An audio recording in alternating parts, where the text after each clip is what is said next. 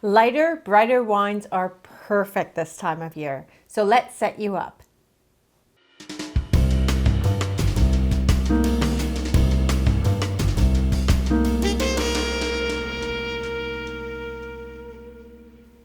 Hi, I'm Carolyn Evans-Hammond and welcome to my tasting room.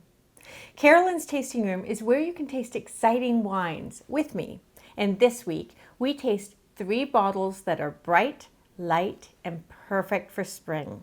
So the wines include the 2022 Mezzacorona Pinot Grigio delle Venezie, DOC, from Italy, the 2022 Leftfield Sauvignon Blanc from New Zealand, and the 2021 Aveleda red wine Vinho Regional Lisboa from Portugal. So let's taste.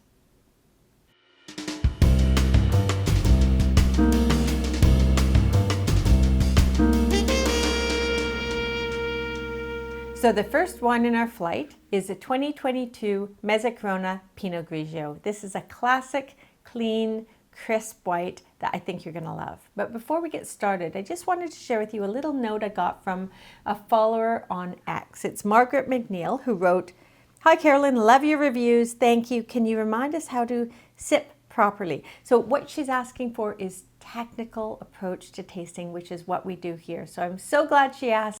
I'm going to share that technique as we go through each of the wines today. So pour yourself a glass, and first, let's look at the color. Notice the color. Now, first we want to see if it's clear and bright. It's clear, not hazy, and yes, it's star bright, which means it's in fine form. We also want to look at the color though. The color here is sort of a pale straw, on point for Pinot Grigio. If it was too deep, it might be a little bit off, a little bit old, or a little bit oxidized. So none of that here. Everything we want to see is right there in the glass. So give it a swirl, and we're first going to sniff, and we're going to sniff for aromatic intensity. So Sauvignon Blanc is wildly aromatic. Pinot Grigio should be a little bit more restrained. So let's see what that's like. Yes, restrained, absolutely. And what about the character? A little bit of wet stones, a little bit of salinity maybe, sort of sea salt. For me, this smells like mountain air. And a little bit maybe of sort of, it hints at apple, pear, maybe lemon, something like that. So bang on point for what we want. Now we're going to have a sip, and let's just first experience the wine and then we'll get technical. So have a sip. Lovely. That factor is immediately there, which is what you want. The reason I always sip before I actually taste technically is also because you just want to sort of acclimatize yourself to the wine. Let yourself taste it first. Now we'll taste it technically. So have a sip, focus on the size of the palate, and we're going to assess there how high the acidity is.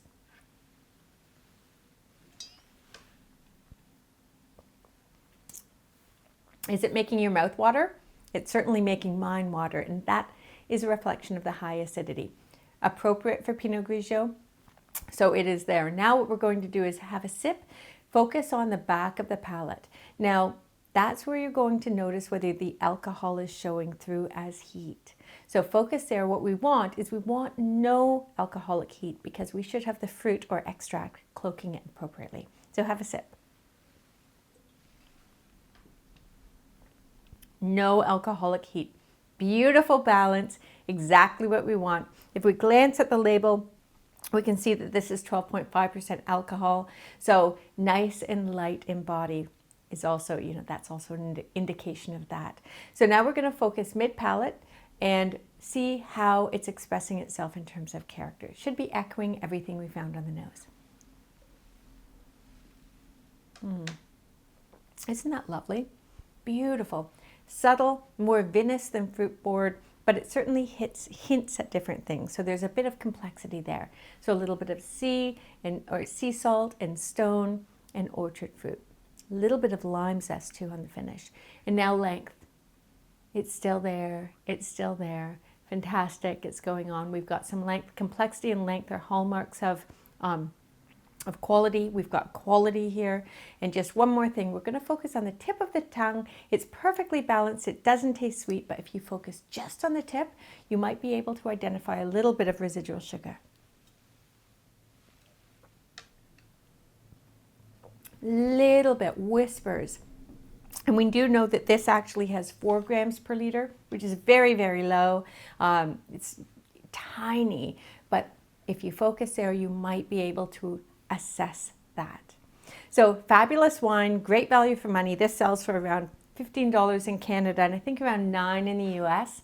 And it's the kind of thing you can pour with all sorts of things all spring long and just enjoy.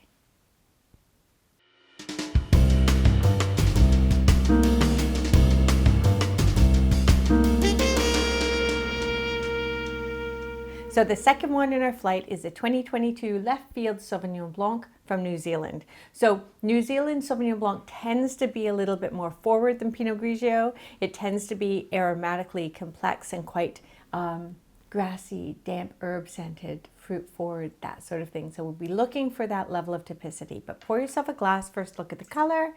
Notice the color is pale straw. Again, Sauvignon Blanc should be straw, not yellow, and that's what we're seeing in it. Shiny bright, which suggests quality. You know, it's not hazy at all, there's nothing off-putting. So give it a swirl to get the aromatics up into the bowl of the glass, and then get your nose in there. More intense aromatically than the last one. Do you notice that? Now that's appropriate. Fantastic. Now let's look at what we're smelling. Damp herbs for sure, maybe a hint of lemongrass and basil. Maybe a hint of, summer cut grass.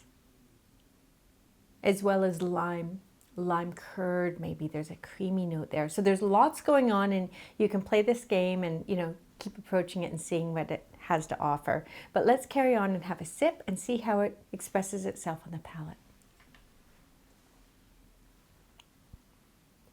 Beautiful, clean, bright, light, crisp, everything you want in a spring wine. Now let's taste technically. We'll have a quick sip, focus on the sides of the palate to see how much your mouth waters. I would argue it's even crisper than the first wine. Do you notice that? Incredibly mouth-watering, but it feels balanced. Remember our first sip? It didn't feel shrill at all. So that means the acid is beautifully balanced with the fruit extract, and if there's residual sugar, that too. We know this wine has 5 grams per liter of residual sugar, but it doesn't taste sweet at all. But let's focus on the tip of the tongue and see if you can detect it that way.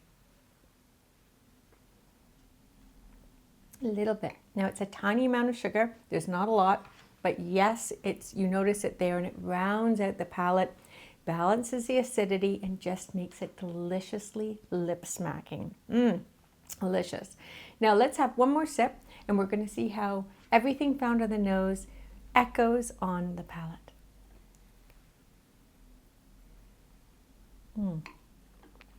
Beautiful. It's interesting because it's very seamless, very tightly wound. But as it, goes in and then arcs and then tapers, everything kind of comes apart a little bit and you're able to understand the articulation of the flavor profile. Do you notice that? So I'm getting the damp herbs, yes, basil, maybe a little bit of thyme, lemongrass, lime curd, and on the finish I'm getting a little bit of sort of kiwi fruit and salt, and I like that. Lends gravitas. So this is a kind of wine that's fantastic with all things Mexican or Thai or anything you'd want to squeeze lime on.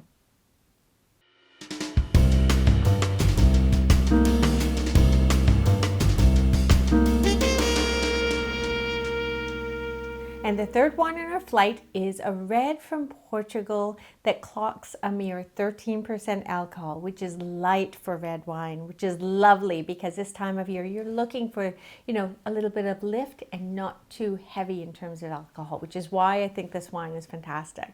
I really like it. I hope you do too. So pour yourself a glass and let's taste together the 2021 Aveleda red wine. So notice the color first. Notice the depth of color.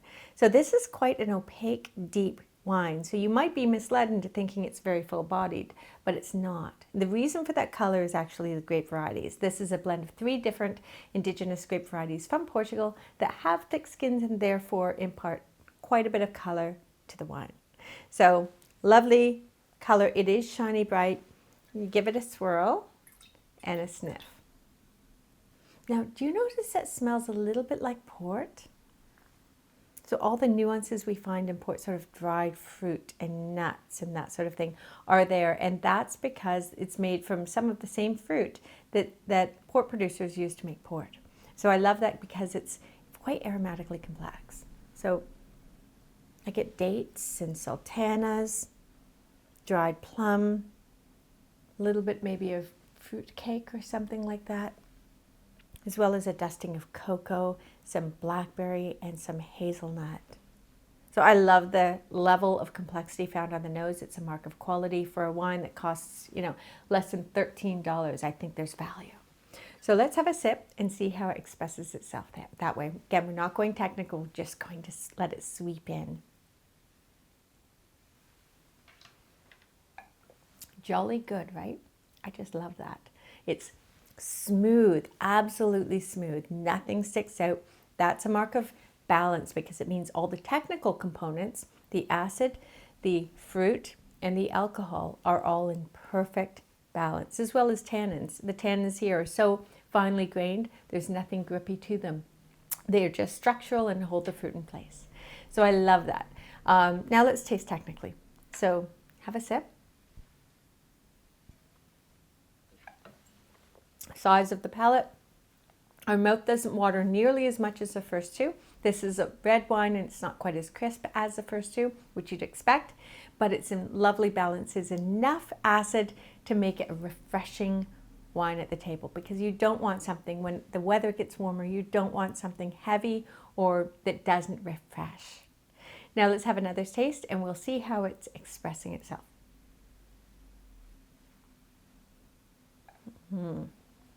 Smooth, ripe, almost creamy. Blackberry, yes. It sweeps in with all of this sort of dried fruit character. The spice cake, the sultanas, the ripe, very ripe damsons or something like that. And then as it tapers, you get the savory notes of dark chocolate and crushed hazelnut. Do you notice that? I love that. Very complex, very sophisticated wine for the money. And it lingers on the finish, which is nice. We'll do one more thing. We'll see if there's any alcoholic heat at the back of the palate and see if it's in balance that way. We really focus. It's better to ascertain the balance. None. And if we glance at the label, 13% alcohol, so light-bodied, but for a red wine. But so much fruit completely cloaks that. Fantastic wine. This is the kind of wine in the spring when you're firing up the grill. You could pour this with everything from grilled mushrooms to grilled meats to grilled vegetables, and it would work wonders.